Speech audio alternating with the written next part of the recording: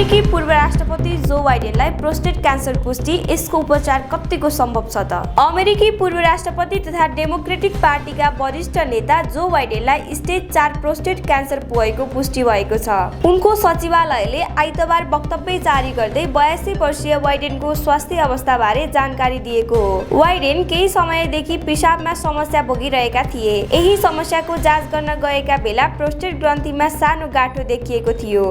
त्यसपछि गरिएको थप परीक्षणमा गाँठो तीव्र गतिमा फैलिने प्रकृतिको रहेको र यो स्टेज 4 मा पुगिसकेको पुष्टि भएको हो। यो क्यान्सर हर्मोन प्रति अत्यन्त संवेदनशील छ र औषधि मार्फत नियन्त्रण गर्न सकिने खालको हो, बाइडेनको सचिवालयद्वारा जारी सूचनामा उल्लेख छ।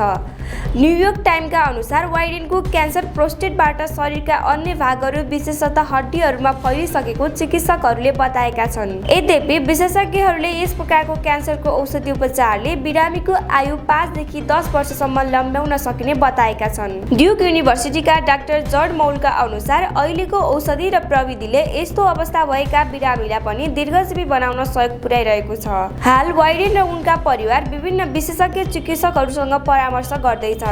निकट स्रोतहरूका अनुसार किमोथेरापी, हार्मोन थेरापी र इम्युनोथेरापी जस्ता विकल्पबारे छलफल भइरहेको छ। बाइडेनको स्वास्थ्य अवस्थाबारे जानकारी सार्वजनिक भएपछि राष्ट्रपति डोनाल्ड ट्रम्पले गहिरो दुःख व्यक्त गरेका छन्। उनले बाइडेनको शीघ्र स्वास्थ्य लाभको कामना गर्दै भने, हामी राजनीतिक प्रतिस्पर्धी हौं, तर यो मानवीय विषय हो।